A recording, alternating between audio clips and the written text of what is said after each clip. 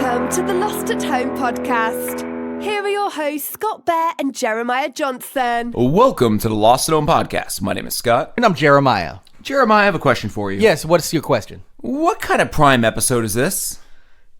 I was just really hoping you were about to... Say anything but those words, because I noticed that wasn't included in the notes. Yes, well, here's the thing. It's definitely not Prime, because this is actually episode 256. Which is divisible by numbers. Yes, this For is... you math heads out there, This is an even number episode, and I do have to say, 257 is going to be a great... Shh. Yes? Bury the lead. Okay.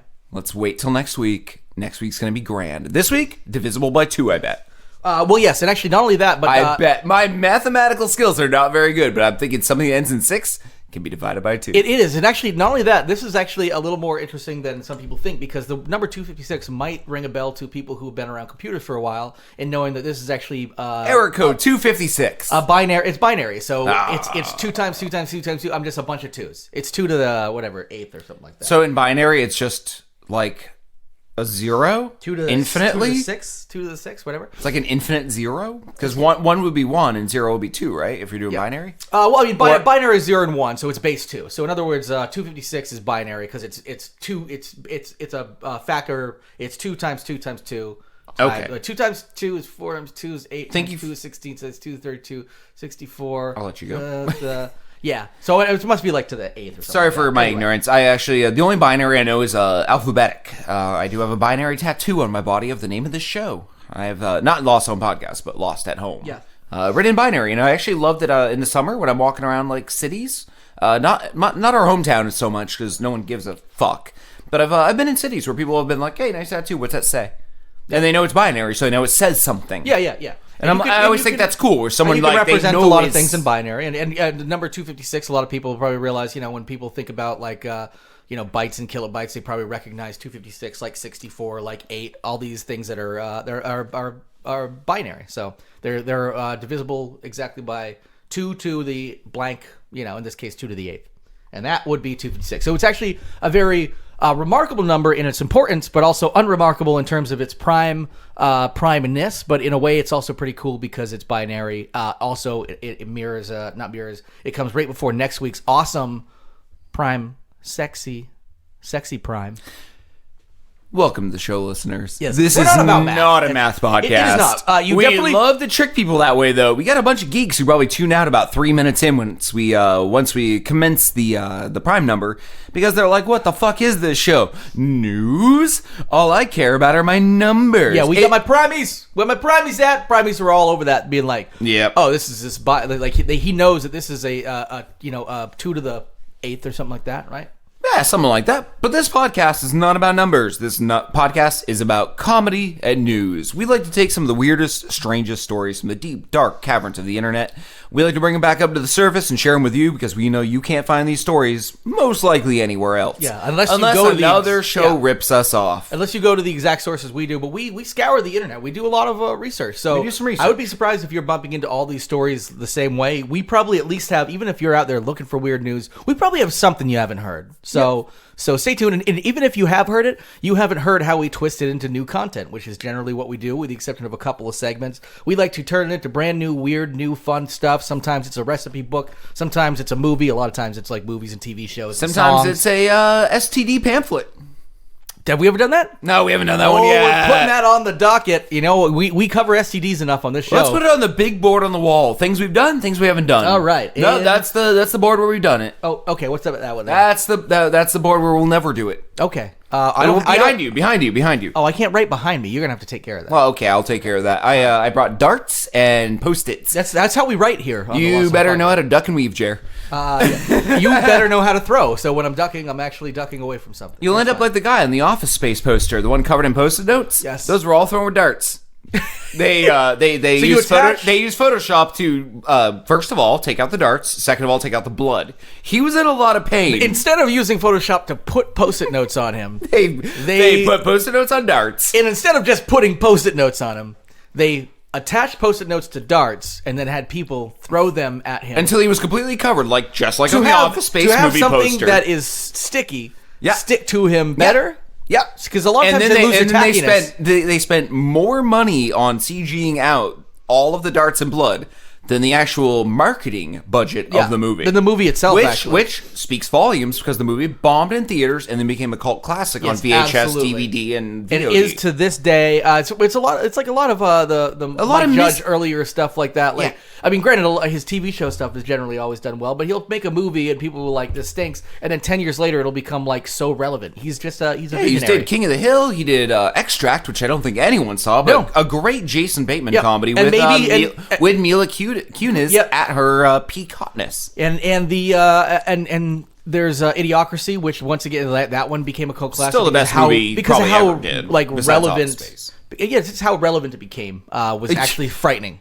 Yeah, Really you frightening. mean how they were like, this is 300 years in the future, and now we're like, yeah, that's that was Tuesday. Yeah, you were off, buddy. We're out by a couple hundred years. I mean, I would love to be in that future. Actually, the Idiocracy future seems less stupid than the one we actually live I want to in. go to Washington D.C. and throw a big wheels over, those little things. Oh, yeah, I know. You rode around on. I want to throw one over the White House fence onto the lawn and be like, "There's your starter monster truck." Because eventually they move up to monster truck, but do. you gotta plant Yeah. the seed. Trump needs that little big wheel in his yard. No.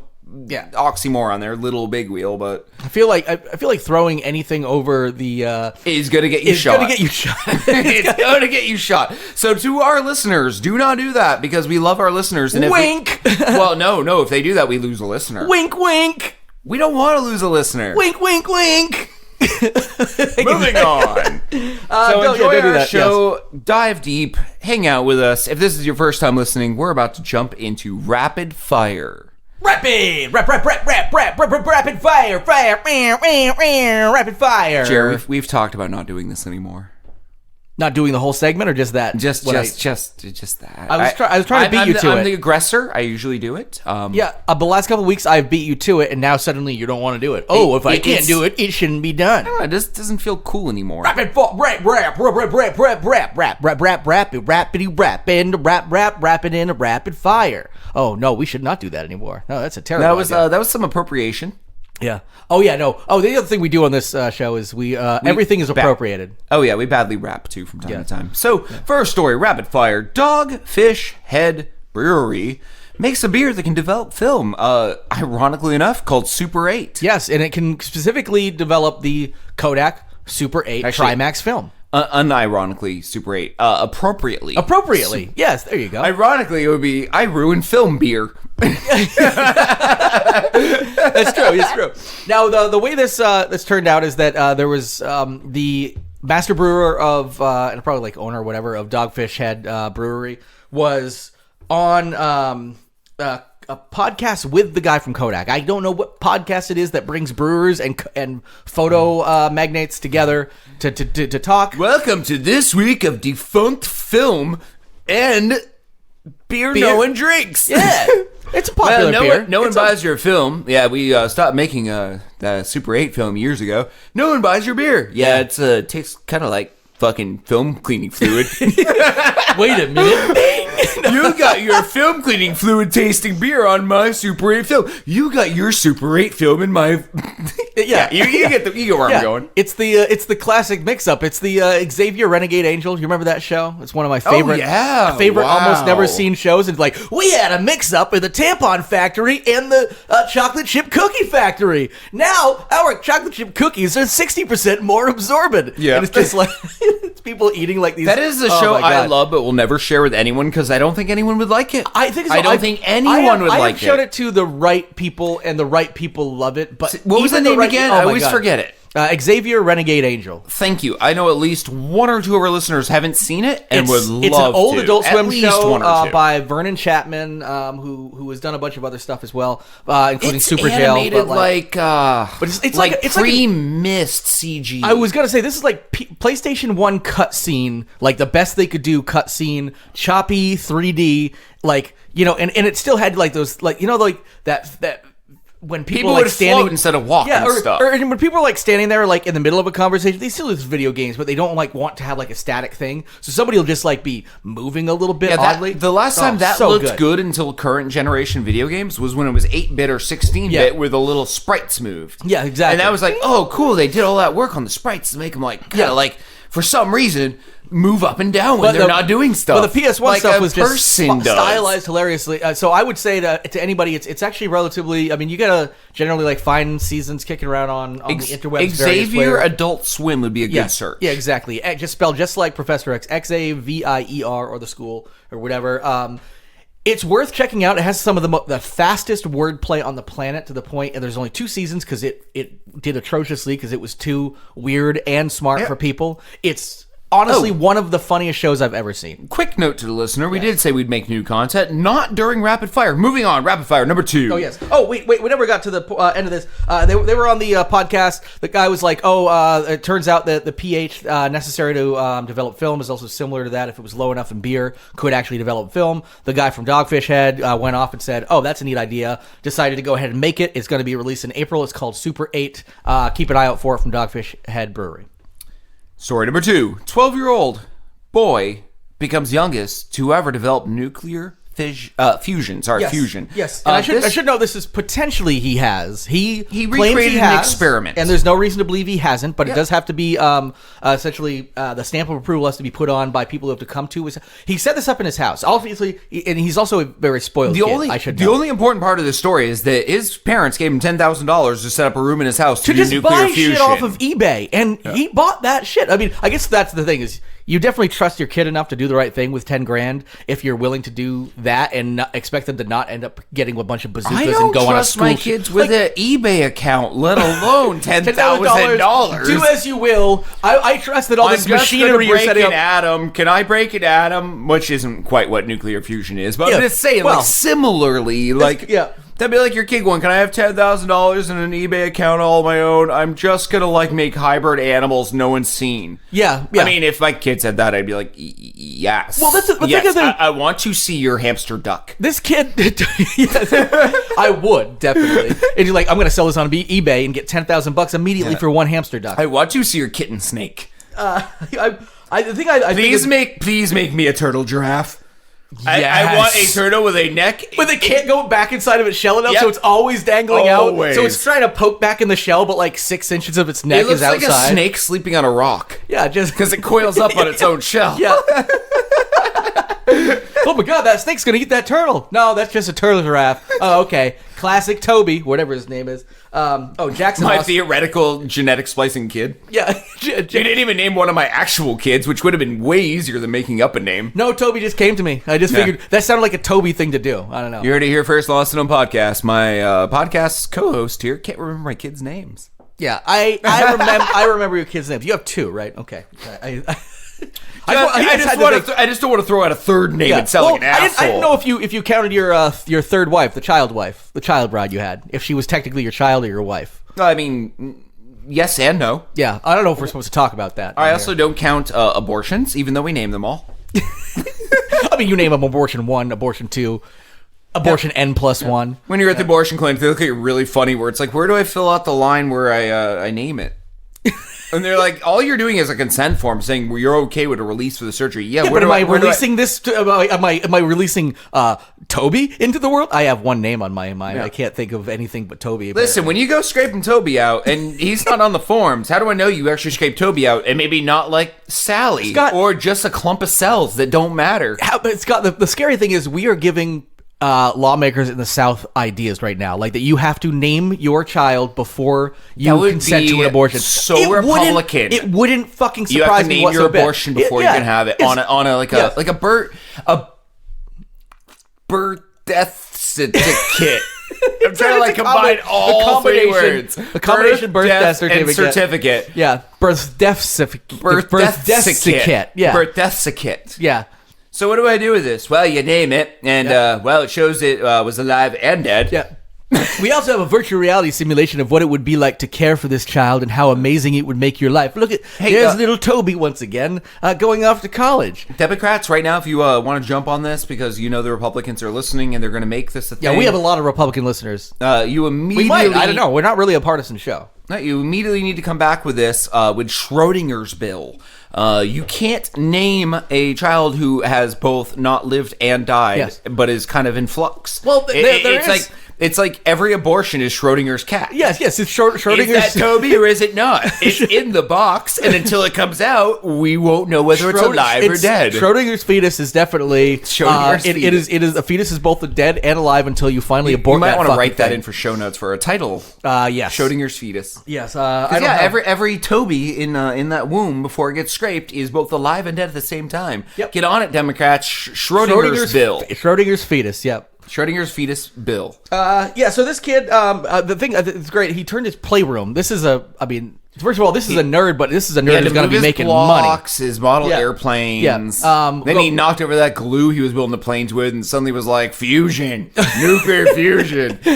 So he turned this playroom, which must have been gigantic, into this place with $10,000 worth of equipment, which had enough electricity pulsing through it to essentially drain fuse the neighborhood. Can you can't imagine remember, being his neighbor? Like, we're just trying to watch Netflix and chill, and it browns out. It's like, well, we can't go over and tell him to not do his fusion experiment. He's probably changing the world, and we just want to watch fucking Love for the fourth time. Yeah, that's Is it really necessary? We've binged on Stranger Things too many times. That's We an could probably episode let him have his cute little fusion thing. That's an episode of Cops I want to see where they're like, well, we're reporting to an incident here in this upper class Connecticut neighborhood. Definitely Connecticut neighborhood. Yeah, it isn't. This is actually Tennessee, but yeah, let's go ahead. Yeah, and they're like knocking on the door, and the place looks like a from Memphis. mansion. It has like a rotunda, it has a roundabout, it has a fountain, it has everything. There's literally people playing tennis at night that they pay to play tennis at night. They're that rich. Yep. And then they knock on the door, the husband still is in a wife beater holding a PBR. It's just what happens when cop shows up. Like, he goes to the door in a suit and ends up opening the door somehow in a wife beater holding a PBR. The wife comes He's like, out wait a minute, I was topless. holding a Chardonnay. The wife comes out topless, drunk. With a black eye, Yeah, of with a course. black eye. But she gave it to herself, but like, oh my God, yeah. And you've got like a Ghostbuster style like portal with smoke and spiraling clouds above the house. What do you want this time? What did you do? Toby! What the fuck do you do this time? I'm just creating fusion, Dad. Yeah. Fusion my ass. You turn that thing off. These kind of people around the neighborhood trying to watch Love for the fourth time or Stranger Things or some god-awful movie star and somebody nobody gives a shit about anymore is trying to make a comeback for a few dollars, or a extremely highly paid stand-up comedian who's making $20 million for no reason to make one goddamn hour of shitty material. I turn that fusion now! I'll make sure it doesn't happen again, officer. I'll beat the fucking shit out of him. Well, as long as you're willing to beat the shit out of him, this is Tennessee now. Okay. Moving on, story number 3. Danny Trejo signs on for Dora the Explorer live-action movie being created by Robert Rodriguez. No surprise here that he joined the cast. Not when you know that Robert Rodriguez, yes. in a home video. But he is, yeah. Hey, man, want to be part of my porno? Yes. That's my Danny Trejo impression. Yes. Gotta be a little deeper. Yeah, and like, yes. What do I do? You're in the porno. That's what you do. Do I fuck your wife or what, Rodriguez? I think something like that. Yeah, I'm just gonna.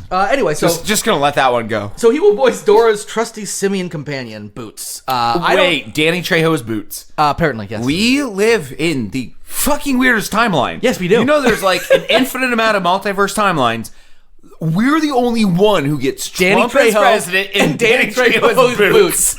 We are the only one. And honestly, I wouldn't switch those two for a second. Oh my God! Yes, what the fuck? That is. And here's the thing: you know clearly more about Dora the Explorer, probably because of your kids, grew up Toby the and exact same time that Toby was happening. and Lady Toby have watched that stuff Tabitha. before. Yeah, Tabitha. You mean Tabitha? No. I want another boy, and I wanted to name him Toby Technically, Jr. it's Toby Itha if you read it, but we like to say it this way. Yes, Tobiitha. It's like Ray Fiennes. Your name's fucking Ralph. Ralph Fiennes. Hey, hear that, Rafe? You hear that? It's spelled R-A-L-P-H. Ralph. You're not fucking Rafe.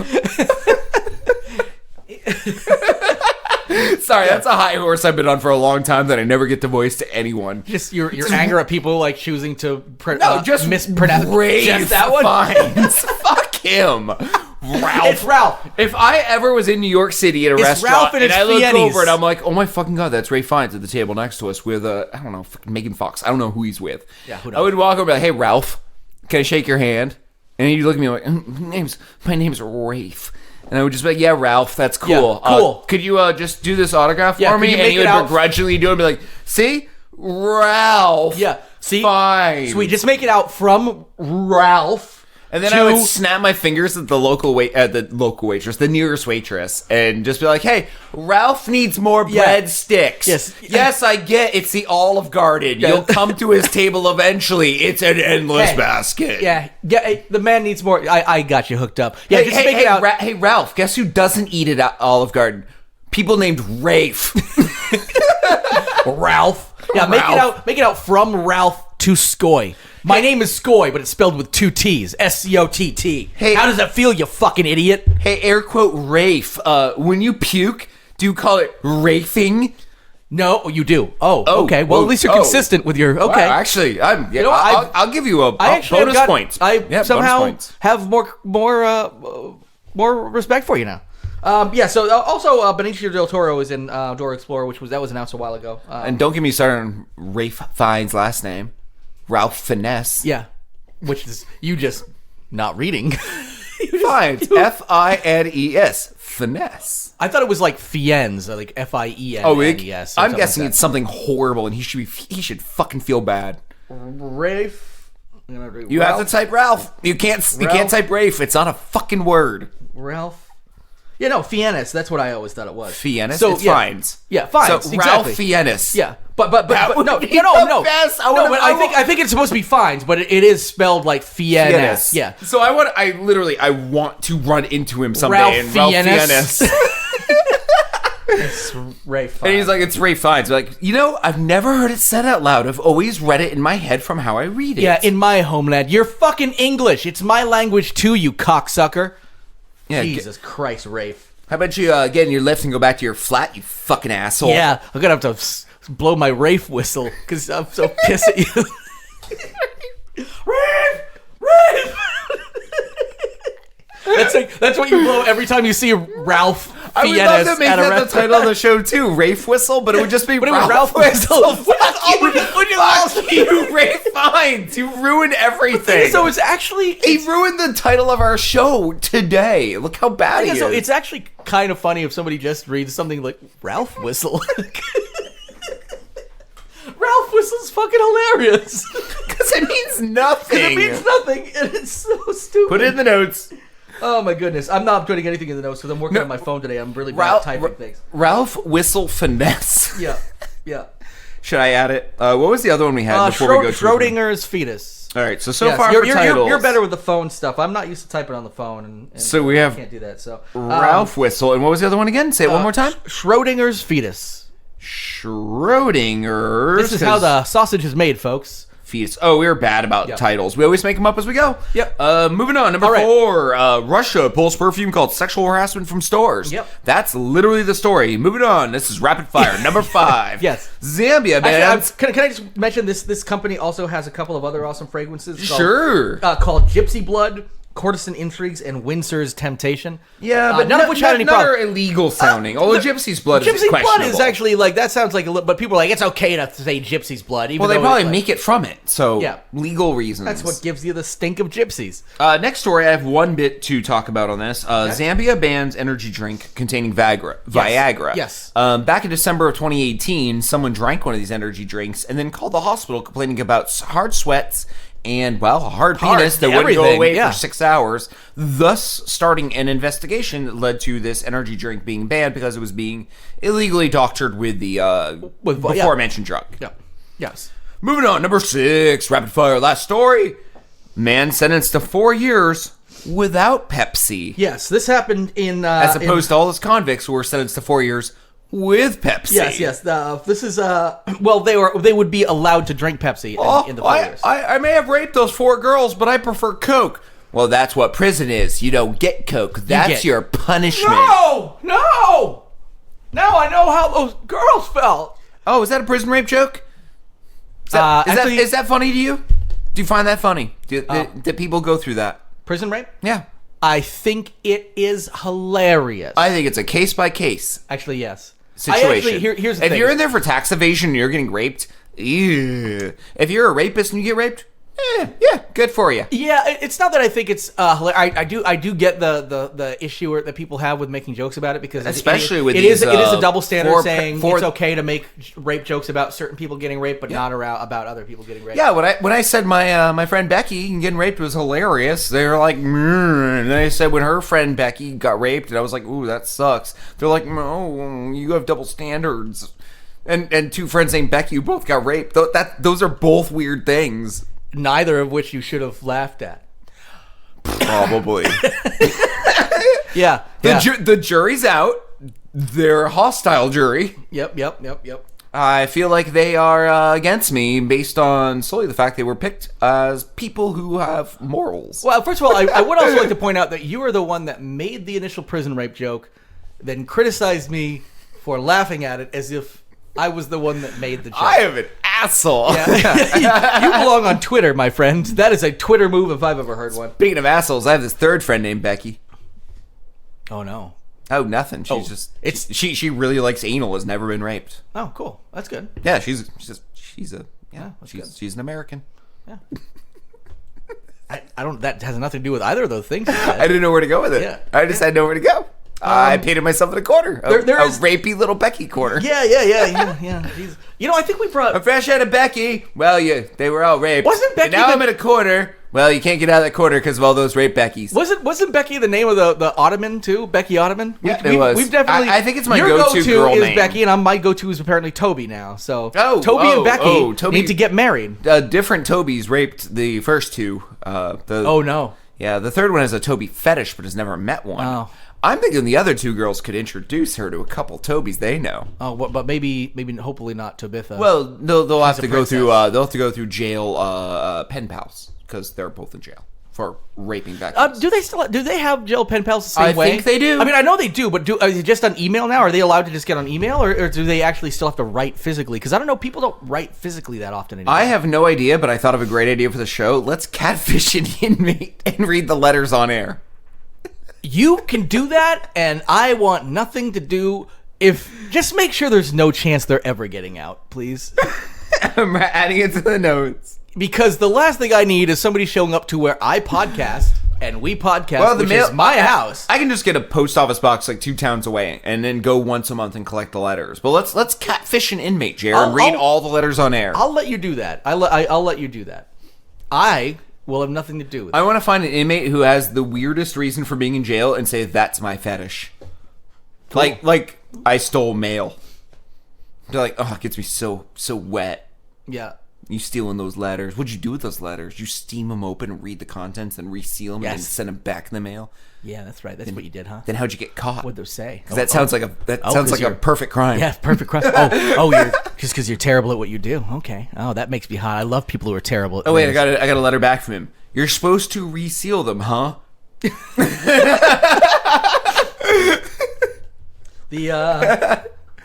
Oh yeah, so this story here. This person did not serve prison time. They're on probation for stealing a car in Hawaii to take to the store to buy Pepsi. Now, or to buy, they didn't say what it was at first during the trial. They just said soft drinks. They were going, despite the fact that a place near them sold them.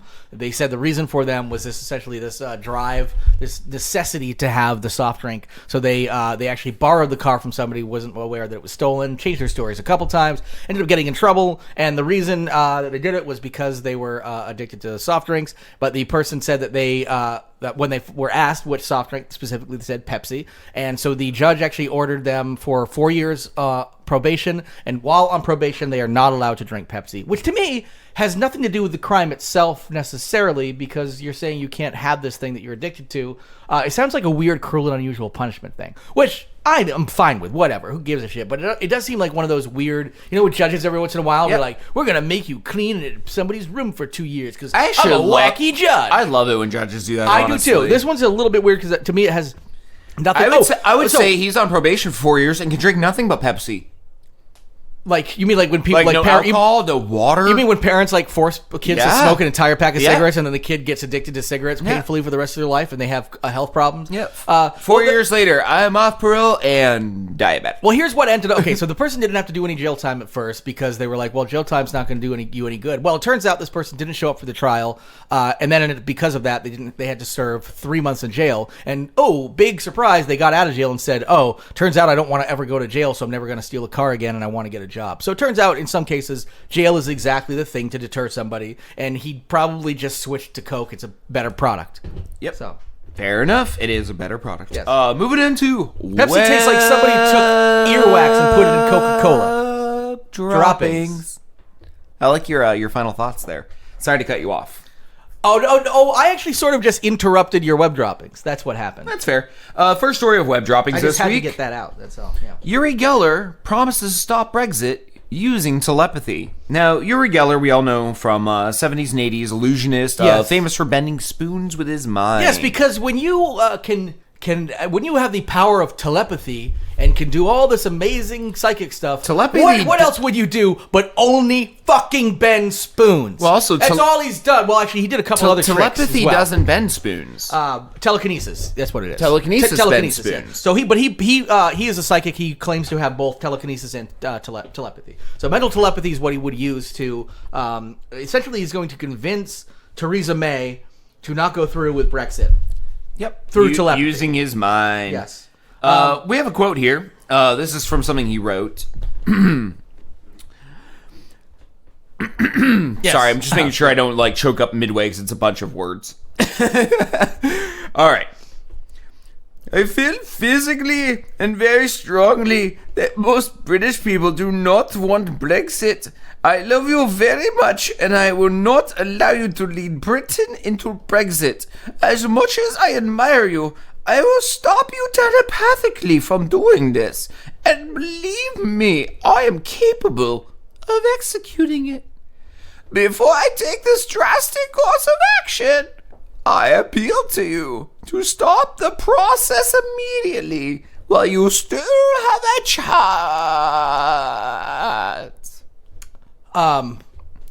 Not at all what he sounds like, but I do appreciate the effort. A for effort, Scott. It's what he sounds like. I've watched many videos with him where You he's have- like, I will bend this spoon. He does have a little. He has I an will accent. tell you later my country of origin, since from my accent it's so hard to gauge. He should be Israeli and British, I think, right? Is that what it is? This is kind of that sort of, Why not? with a hint of Indian here and there. Just like a swami from Britain. Scott, did you mix up Israel and India again? They're adjacent, so it's easy to do. It's easy for you to do. They share a border. It's easy to do. You well, the thing about You know, Israel's in all of us. Sorry, that was I watched some Fox News earlier today. That's Republican talking points. yeah, there's some Republican talking points out there. I think most people don't know a lot about Israel. It's probably very true for Americans. Uri Geller added, because he kept talking. I would love to see that in a book. Actually, just reading that like Stephen King someday. Like he added in then parentheses because he kept talking. like oh shit, he's gone senile, man. That's too bad. Master of Horror can't fucking write anymore. 3 years before you became prime minister, I predicted your victory when I showed you Winston Churchill's spoon on my Cadillac, which I asked you to touch. Yeah, good for you. So yeah, apparently years ago, for some fucking reason, he has Winston Churchill's spoon. Like, dude owned more than one, so cool. Good for you. Also, I just like that's gonna. And then he put it on a Cadillac, which I guess boosted the psychic powers. You know, Cadillacs make everything more psychic. I think he like that was his ornaments with spoons. Again, the guy's telekinetic and telepathic, and all he does is bend spoons. That should raise some red flags. You know, I got this spoon for the Cadillac's hood. I lifted it. So, would your mind? I lifted it. Yeah, you Are you admitting you stole it? You stole... Because Winston lifted Churchill's? means stole. No! I lifted I'm it with my psychic mind. and telekinetic, so I lifted the spoon. Are you... Like you're levitating? No, I lifted it. So you're a thief. You're just admitting you stole a very valuable piece of British history. Cutlery. That's what they are, right? Well, it's Cutlery? also just cutlery. Yes. This spoon appears to be plastic, like you would buy it at a 30-pack at the grocery store to use on a picnic. It was Winston Churchill's first plastic spoon. He invented the plastic spoon. Well, now you're just making stuff up, because I know damn well that Mr. Churchill did not invent the plastic spoon. Prove it. You know, they have Google Just nowadays. Uri getting like quieter and quieter and more defensive as the story goes. Well, actually, one of the things I do appreciate the most about Uri Geller, not Uri Geller himself, but I would say that somebody who deserves more attention than Uri Geller himself is, if people are interested in Uri, they should actually look up The Amazing Randi. I think James Randi is his actual name. And he was a magician in the 70s, 80s, and actually throughout, who was famous for... he was a famous skeptic, and he was known very well for debunking on numerous occasions Uri Geller, including on The Tonight Show, by pretty much just being like, don't let him bring his own spoons. Nice. And they're like, and then all of a sudden he was like, I can't feel it tonight. It's just not strong for me tonight, because he would pre-bend spoons and stuff like that, and then they would big surprise. There was also some other things that he knew how he would do, because he was a very well established magician. There's a documentary on one, and I can't remember. I think it's. So it has the word liar in it. Anyway, if you look up James Randi documentary, there's one that was made relatively recently in the last decade or 15 years or so. You're a liar. Pretty awesome. The Uri Geller story. Well, he wrote a book in 1982, the early days of debunking him, which was like The Truth About Uri Geller, which was just a whole book just shitting on how much, because Uri Geller was it was a time where like the CIA was really involved in this and really wanted to know if telekinesis was worthwhile investment of their time to consider, and this guy was like the big one to test, so they actually got him in there, and people are still citing these old, pretty much like shit on CIA documents. The CIA was conned by this guy, also allowed to bring his own shit in, but like afterwards, like The Amazing Randi was like, here are some of the control tests that you should actually be using to make sure that he's not cheating and all of this stuff. And they didn't follow half of those. And then they came to the conclusion that it was kind of inconclusive, but that it was still potential that this man had these telekinetic powers. So people that are supporters of him still go back to these old citations of these 1970s CIA documents saying, hey, it's possible, despite there's been thousands of others that have been like, well, if it was possible, one, why didn't you fucking do anything but bend spoons? Right, yeah. Also, The Amazing Randi... James Randi established a fund that would have given $1 million to anybody who can absolutely prove any like paranormal telekinetic activity could actually, with irrefutable evidence under controlled environments and controlled experiments, actually prove it. $1 million on the table, and it lasted for about 20 years before they finally shut it down because nobody had claimed the $1 million. So, sorry, I'm a skeptic for sure. I have our new content for this one. Okay. A sitcom called Geller and Heller. It is a young Uri Geller living with Helen Keller, showing her his bending spoons, and the whole time she's like, it's good. yeah, that's it. That's it. It's more of a pilot. There's really not a whole lot of room for growth, but Heller and Geller. I imagine in my heart that was a good bending the spoon. Yeah, he's like 15. He's like, did you see it? Did you see it? I bent it. I bent it. I can't see anything. Yeah. I'm overcome adversity like you'll never believe. He's like, yeah, tell me about it. No one believes in psychics. Yeah. Talk about adversity. That's it. Yep. Now, it's just a pilot. It never would get off the ground, but that should exist. Uri Geller and Helen Keller. Geller and Heller. It's like Will and Grace. You definitely sad. So fucking sad. And you definitely started it. You definitely reverse engineered that from the title, and I don't blame you for that, because I think half of the shows out there have reverse engineered their content. How from I a connect title. my dots is my business. That's my biz. I connect dots. My biz. Okay. No, literally, I have this job. It's controversial. On the highways where the you can pass on the highway and there's those lines and they're dotted. I connect them. Okay. You connect the dots. Yeah, I go out there with a yellow paint at night. And You're not supposed to do that. I take the Those are there for a dotted reason. lines and I connect them. I connect the dots. You turn them into solid lines. Yeah, well, I mean, it's the entire U.S. highway system is literally one giant connect the dot puzzle, and I figured it's my life mission to connect all the dots. Well, good for you. Caused a lot of deaths. A lot of deaths. Which I don't even think is true, because I actually think that connecting those dots would just make people drive more cautiously. If you turn solids into dotted lines, that would actually make it much more. Fuck, you're right. You've actually I been have making wasted life, 5 years of my life. making life safer for motorists. Everyone is safer. Although there's now probably pissed off people who are like, it's Arizona. It's going to be straight for 1,000 miles. Fucking pass. Yeah. Yeah. Because I think that works. That tracks. All right. Next story. Man arrested for having drugged orangutan in luggage at airport. Mm-hmm. Now, this gentleman decided, it'd be a good idea to bring home a pet orangutan. Yes. Tang? Are we supposed to say it one way or the other? It's 2019. I don't want to get me too. Orangutan or orangutan, I think, would be fine. Pick one. A lot of times, pick one. We'll go forward with it. I always say orangutan. 10? Okay, I feel like that's the least likely to get me too'd. I don't think either of them will. I think if you added a G at the end, a lot of people like to say orangutan, but there's no G on there. That's just absolutely incorrect. Clydes. Clydes. Clydes? You can actually circumvent the entire issue between orangutan and orangutan by calling them all Clydes.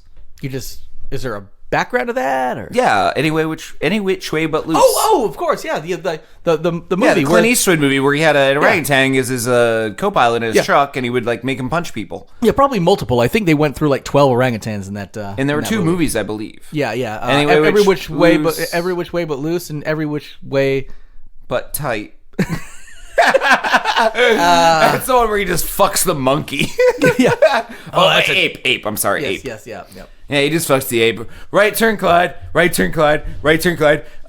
Sir, you're in your pickup truck late at night. What's going on? Oh, nothing. I'm just here with my orangutan. Clyde, he appears to be jerking you off. Well, yeah, if I say right turn, Clyde, he lifts his right arm. Yep. And then he puts it down. And if I just keep saying it, he jerks me off. Right turn, right turn, right turn, right turn, right turn. Get off my fucking lawn, you Asians. Clint Eastwood. Yeah, Clint Eastwood. You're just the bookend of his career. Yeah. Well, first of all, he's drunk. off my lawn. The pickup truck is diagonal through his own lawn while he's getting a hand job from the orangutan. Get off my lawn. The officer asking him the questions is Asian. Yeah, I just So you combine both movies. Get off my lawn, you fucking Asian. The next movie he's going to pitch is going to be I want to combine every movie I've ever done into a single movie, Sir, where I can just sit on my porch, stroke a gun. Talk to a chair. This is our new content. It is there's only two characters, him and a chair, because it's him talking to that chair he did. Well, you need the Asian cop, too, just for the joke. Oh, yeah. And the orangutan for the hand job. Yeah, the Asian cop, I'm going to call him Ching Chong. Yeah. We can't do that in this day and age, Mr. Eastwood. You'll do whatever I want. I've won multiple Academy Awards, I believe. I don't know if I have. I'm going to improv these next 4 lines of the script. All right, you ready? Cop, action. Because he's a director, too. You can just say action. Yes, so the Asian cop walks up, getting a hand job with the monkey. Right turn, right turn, right turn. Sir, you can't do this. Get off my fucking lawn, Asian. Go back to sands of Iwo Jima. And you can have it any which way but loose. That's it. Yeah. Sir, and how about sir, all your comments they're just movie titles and things you're saying. You need to stop it with the monkey. Yes, my buddy Dirty Harry. I was just gonna bring up Dirty. Yeah, I knew you were doing it. I had Dirty Harry chiming in there. I like the Dirty Harry movies. Some people call him Clyde. Some people call him Dirty Harry. For me, wait. Right turn, right turn, right. Sorry, I'm getting soft. Right turn, right turn, right turn. Bring in the fluffer orangutan.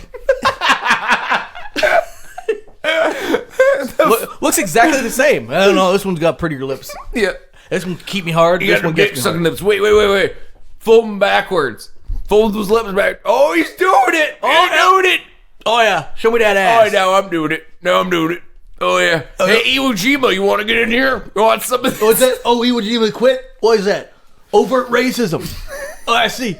And I'm talking like Hulk Hogan again.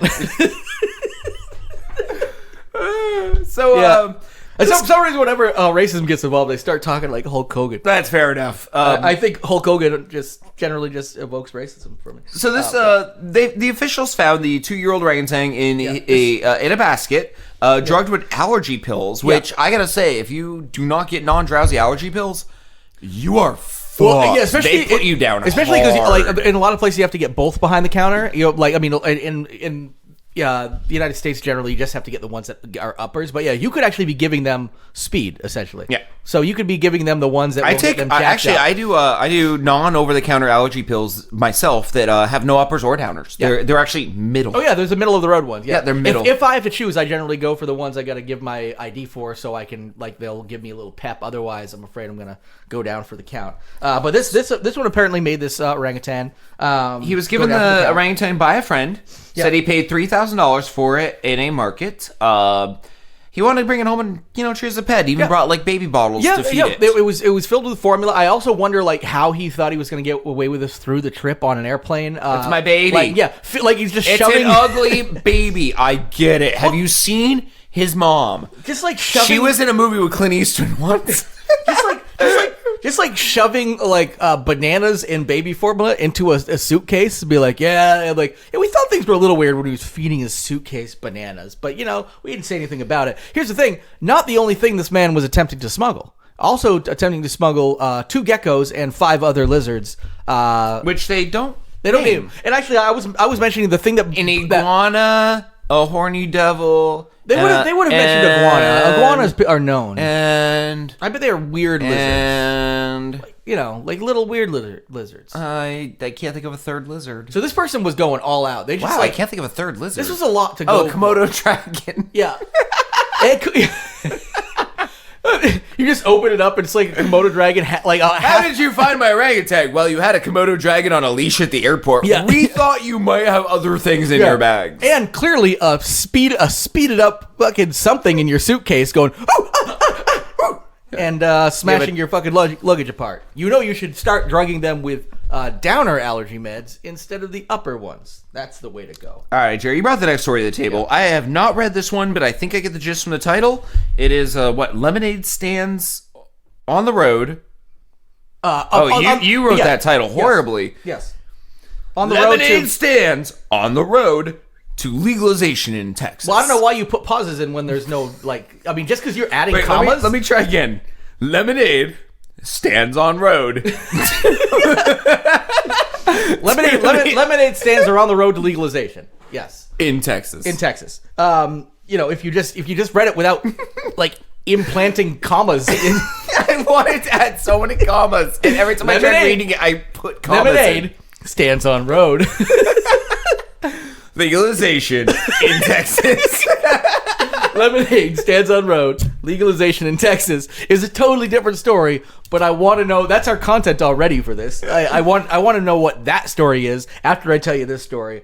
This story could have been part of Rapid Fire, but I just thought it was kind of amusing that in certain states they actually have to go this route because there have actually been some backlash against kids having lemonade stands because there are. There are a lot of laws that would prevent. In fact, there are probably laws in multiple states that would prevent kids from having that. Food vendor laws. Yes, essentially homemade beverages. Like food trucks are fucking over little kids is what we're saying. Yeah, exactly. So and people who don't follow regulations, or if I wanted to make a homemade soda and sell it, I've got to go through the proper channels because I have to make sure I'm not poisoning people. There are a lot of laws that have been attempted on the books in some states that have a lot of farmers markets to try to get certain things more lenient because farmers markets should be considered a little bit under a different set of regulations and say an actual full-on corporation or something because Joe Schmo doesn't have a chance to make a whole area of their house but into those laws restaurant exist to keep people from getting sick. And technically, if you go to a lemonade stand and you end up with violent diarrhea from it, or spiked with Viagra, yes, there's a reason why the laws exist. And really, what they're trying to do with these laws I sound like in such Texas, a Grinch. And in Texas, because I am on the side of the law on this one. Well, and I am to the point where they could also change the law because really what they're saying the same thing with the farmers farm stands is farmers market. There we go. Farmers market, farm stands, things like that. Is that there also has to be this idea of essentially a contract made with the person, the vendor, and the customer, where if you're a customer buying something from a roadside lemonade stand, if you expect it to hold up to the scrutiny and not and assume that you're going to be protected in the same way that you are when you buy a bottle of Coca-Cola, then it's sort of on you, and you're kind of entering into this contract saying, listen, I know it's a little kid making lemonade. They could be fucking poisoning me right now, and I am entering. Now, granted, if they poison them, that's a criminal act. But if they're just like, oh, we put too much sugar in, and I'm sick to my stomach, and it's above the threshold of sugar that's allowed by the FDA and soft drinks, well, they're not going to know that. They're not going to have like that kind of shit, and it's up to you as a consumer to decide not to buy the lemonade or do what everybody else does, buy it, dump it out on the ground because you really just want to give some kids some money. Not quite new content, but kind of a two-person play. I will be Jenny, and you'll be Becky. We're about to formulate our plan to do a lemonade stand. I'm not going to be ready? Becky. I'm going to be Toby. You be Toby. I'll be Becky. Oh, Becky's got to be in there. So we just defaulted to our old names again. Okay. So, Toby, I want to do a lemonade stand on the front lawn. Wait, who am I again? Toby. What does Toby do? He's gonna. I'm pitching the idea. You need to just kind of follow along with me. Is that good? Okay, so you're pitching the idea. I'm not pitching, a customer or anything. Pitching. Okay, I got you. Okay. So, we should do a lemonade stand to make money. Black Lives Matter. That too. We'll put that on the lawn next to a little placard. Okay, cool. As long as I can get my political beliefs out there. You know what? On the lawn, that's great. You know what I've noticed? Kids don't buy our lemonade because they don't have money. Who has money? Let's see. Rapists. What's his name? Adults. Weinstein. Yes. Yeah. Adults. And we know all adults are rapists. And have you ever seen an adult really enjoy lemonade? I mean, my dad, he drinks something. Ready? Hard lemonade. He does, yeah. My dad drinks too much hard lemonade. Beat the shit out of me last night. Yeah, same. Yeah. Weird.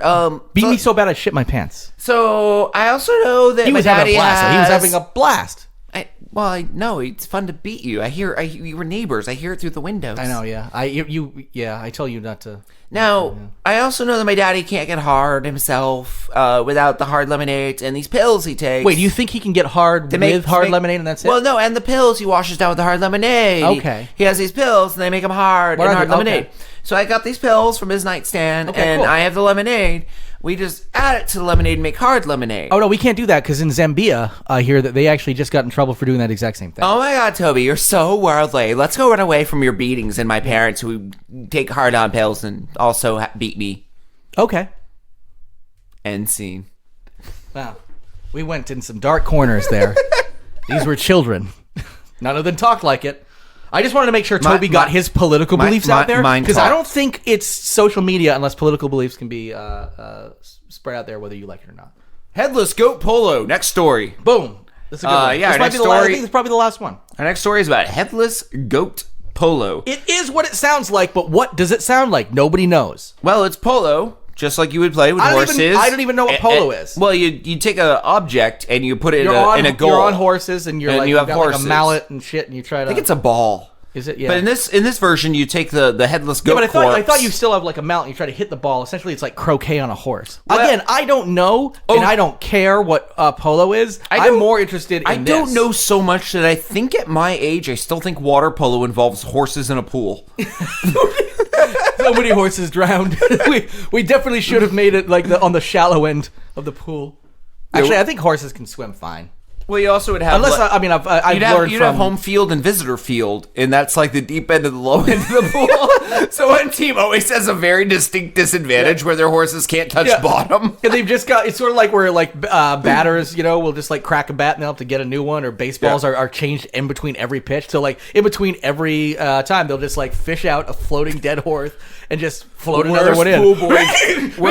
Worst poo boy job on earth. With just those little nets don't really... I would just love to see that still of just this floating dead horse, this little net just like pop against its head, bobbing it, and this poor little kid maybe like hooks the ear. Yeah, this poor little kid just nonstop, just won't give up. And the scene is a tight shot. I've got it. So when the shot widens, there's like 19 other dead horses. And it is just this one kid with this one scoop, and he's clearly just trying his damnedest and won't stop. And that's going to go on for like 8 minutes. And then the shot widens one more time just before it fades to credits, and you just see a wood chipper on the left. With the smallest wheelbarrow at the other end. Yeah. Or just like a Kibbles and Bits truck in a fucking wood chipper. It's just a shot that keeps widening. Yeah. And then it just becomes more and more brutal because water polo exists. But what is dead goat or goat's head polo or whatever it is? Goatless? It's the same as regular polo, but you throw a headless corpse of a goat into a goal on horseback. It is. It actually, and this is so this is actually part of Kyrgyzstan's games, right? Is that what it is? Kyrgyzstan? Yeah, it's a Kyrgyzstani game. Yes.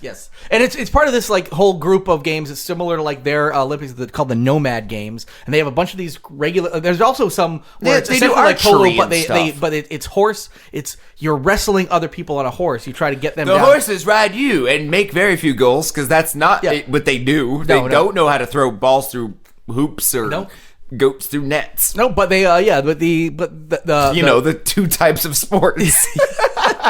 Yes. It's either a ball through a hoop or a goat through a net. If it's not that, it's not sports. It's not a Kyrgyzstan sport. This is what they do. They cut off the hooves, I guess probably for safety purposes, and they cut off the head, and they lob the carcass back and forth to try to get it through. But this is like they cut the hooves off after 1 year, like Kyrgyzstani, goat polo champion like Uri Geller. Wow.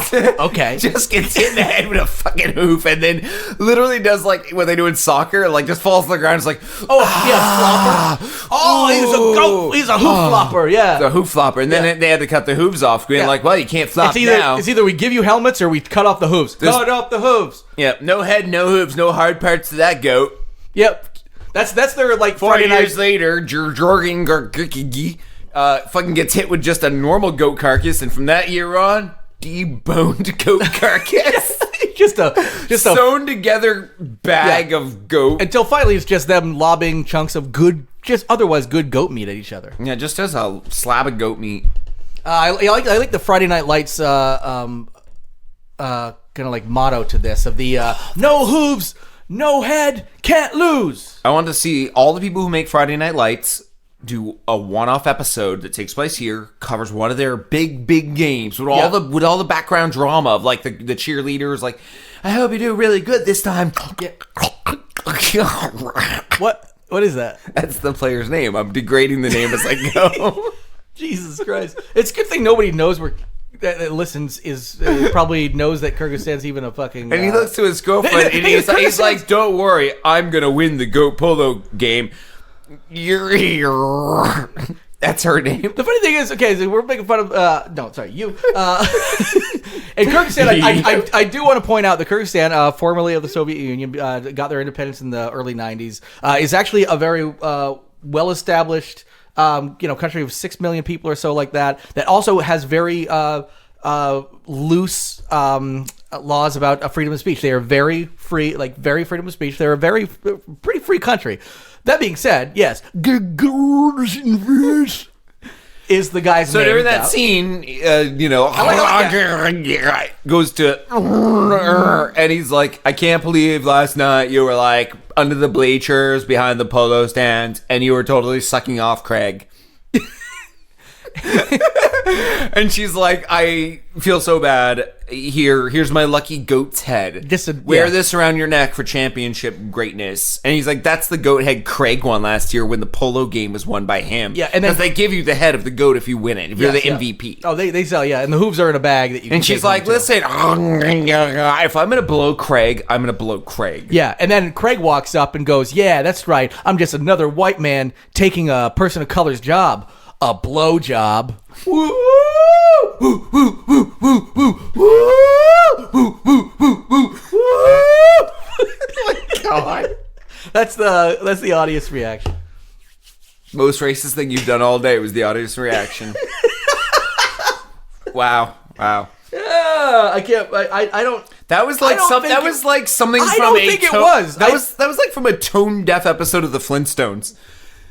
How was that? When they're at the Rock Bowl. Yeah, the Rock Bowl. Yeah. And he's like, Barney, take a look at that colored man over there. Yeah. And then Barney goes, I'd rather not, Fred. They scare me. I don't like walking outside when those spooks are walking after me. But it's literally a fan who's painted himself in the team's colors because in the Flintstones, there were no black characters. That's true. There was not a single black Flintstone, was there? If there was, the animators definitely drew them white and then painted blackface on them. That's how racist it was in the 60s, folks.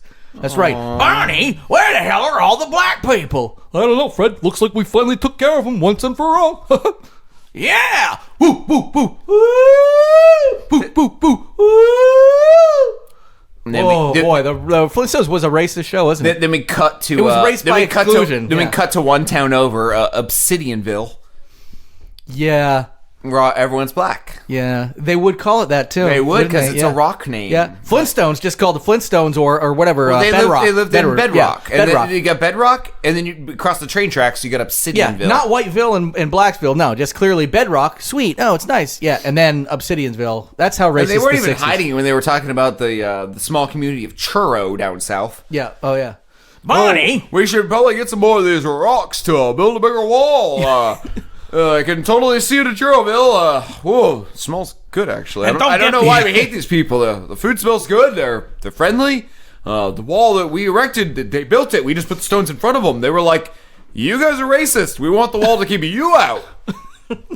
And Barney, don't even get me started on those fruity pebbles wanting to get married. Oh! Woo, woo, woo, woo, woo, woo. Fruity Okay, Pebbles. Fruity Pebbles. Yeah, we're gonna have to end it on that. That means Pebbles was one of their daughters, right? There's Pebbles and Bam Bam. Pebbles and Bam Bam, yeah. So you heard it here first on the Lost No podcast. Pebbles was gay. She was, yes, a proponent of the LGBTQ community who probably helped steer her parents in the right direction to becoming. LGBTQR community. Got to throw rocks in there. Oh yes. Oh yeah, that's right. Are you one of those stone lesbians? Yeah. They always just put the word rock or stone and probably like, hey, he's gay stone. Yeah. Are you one of those gay stoners? Well, I am stoner. I love smoking weed, and I am gay. Oh, that's not what I meant. Oh, jeez, Fred. Barney. She pulls out a little pterodactyl beak from her vagina. She's been using on herself. It's like it's living. That's a living. I was very quiet for that part. I hope no listener heard me. No, but like no, that would be there like Flintstones porn. So apparently there has to be, of course, vibrator because that says I definitely like a growing snake up, or something. I wanted to see like Betty and Wilma go at it. I definitely. I think wanted we to all did weirdly. Yeah. Why does every guy want women to kiss? Not every guy. I mean, it's just gay like guys, I don't think give a fuck. No, because it's like but... there's more women. Like I mean, in other words, it's like one woman is great, but let's have two in the it's one of my mix. favorite jokes. Like I don't want to see like a ding dong flopping around. Yeah, all what over did the the place. I'd caveman? rather just see all the women. What did the caveman say when you asked him about women? I don't know. One woman, great. So what did the caveman say about two women? I don't know. Two women, better. Is that the joke? Or? Yeah, That's not a joke. That's it. No, That's you know, it. That's it. That's it. Barney! No, that's literally the whole joke. It's funny because, it's caveman. He's dumb. He speaks in simple terms. Yes. But it actually is exactly how we think nowadays. And Yeah. it has Well, not yeah. changed, We, yes. we have lizard brains. We have caveman brains. It's a living. It is. Get lost. Get lost.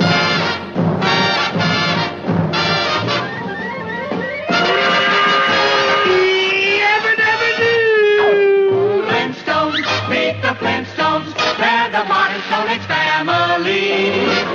From the town of Bedrock, they're a page right out of history. Let's ride with the family down the street, through the courtesy of Fred and Pete. When you're with the Flintstones, have a yabba dabba do time, a dabba do time.